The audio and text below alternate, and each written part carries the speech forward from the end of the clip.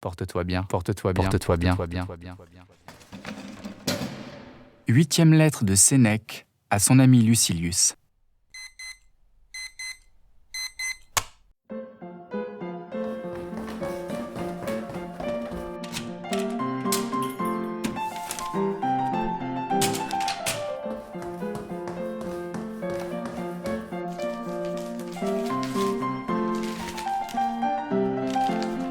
Mon cher Lucilius,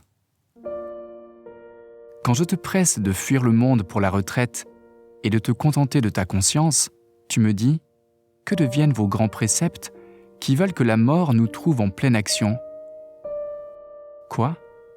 Jusqu'ici, te semblais-je inoccupé ? Je ne me suis séquestré, je n'ai fermé ma porte que pour être utile à un plus grand nombre. Aucun de mes jours ne s'écoule à ne rien faire. Mes études prennent une portion de mes nuits. Je succombe au sommeil plutôt que je ne m'y livre. Et quand mes paupières, lasses de veiller, s'affaissent, je les retiens encore au travail. J'ai dit adieu tout à la fois aux hommes et aux affaires, à commencer par les miennes. C'est au profit de la postérité que je travaille. C'est pour elle que je rédige quelques utiles leçons, quelques salutaires avertissements, comme autant de recettes précieuses que je confie au papier pour en avoir éprouvé la vertu sur mes propres plaies. Car si la guérison n'a pas été complète, le mal a cessé de s'étendre. Le droit chemin, que j'ai connu tard et lorsque j'étais là d'errer, je l'indique aux autres. Je leur crie « Évitez tout ce qui séduit le vulgaire, tout ce que le hasard dispense. Tenez tous ces dons pour suspects et tremblez d'y toucher. » L'habitant des bois ou de l'onde se laisse prendre à l'appât qui l'allèche. Les présents de la fortune, comme vous les appelez, sont ses pièges.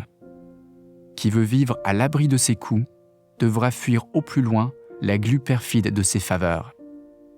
Car ici, trop malheureuse dupe, nous croyons prendre et nous sommes pris. Cette course rapide vous mène aux abîmes. Cette éminente position a pour terme la chute. Et s'arrêter n'est plus possible dès qu'une fois l'on cède au vertige de la prospérité. Un plan de vie aussi profitable au physique qu'au moral et qu'il faut garder, c'est de n'avoir de complaisance pour le corps que ce qui suffit à la santé. Il le faut durement traiter, de peur qu'il obéisse mal à l'esprit.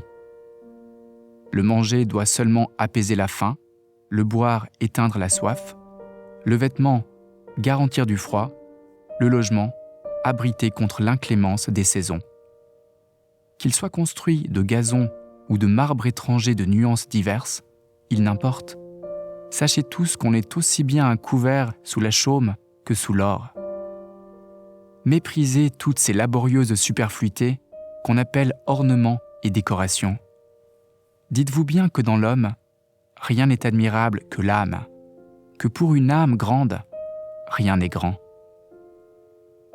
Si je me parle ainsi, à moi et à la postérité, ne te semblais-je pas plus utile que si j'allais au forum, cautionner quelqu'un sur sa demande, ou apposer mon sceau sur des tablettes testamentaires, ou dans le Sénat, appuyer un candidat de la voix et du geste ? Crois-moi, tels qui paraissent ne rien faire font plus que bien d'autres. Ils sont ouvriers de la terre et du ciel tout ensemble. Mais il me faut finir, et selon mon engagement, payer pour cette lettre. Ce ne sera pas de mon cru, c'est encore Épicure que je feuillette, et où j'ai lu aujourd'hui cette maxime « Fais-toi l'esclave de la philosophie pour jouir d'une vraie indépendance.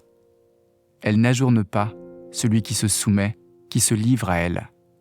Il est aussitôt affranchi, car l'obéissance à la philosophie, c'est la liberté. » Peut-être veux-tu savoir pourquoi je cite tant d'heureux emprunts d'Épicure plutôt que des nôtres. Et pourquoi toi-même les attribuerais-tu à Épicure plutôt qu'au domaine public ? Que de choses chez les poètes que les philosophes ont dites ou devraient dire. Sans toucher au tragique ou au drame romain, car ce dernier genre comporte aussi quelque gravité et tient le milieu entre le comique et le tragique, combien de vers et des plus éloquents dans les mimes où ils sont perdus ? combien de mots de Publius, dignes non d'acteurs déchaussés, mais de tragédiens en cothurne. Voici un de ces vers qui appartient à la philosophie et au point même touché tout à l'heure. Il nie que les dons du hasard doivent être comptés comme à nous. C'est au sort qu'appartient ce qu'obtinrent tes vœux. Tu l'as dit toi-même en un vers bien meilleur et plus serré, je me le rappelle. Ce qu'a fait le hasard pour toi n'est pas à toi. Et ce trait, plus heureux encore, et que je ne puis omettre, on peut ravir le bien que l'on a pu donner. Je n'impute point ceci à ma décharge. Je te paye sur ton bien. Porte-toi bien.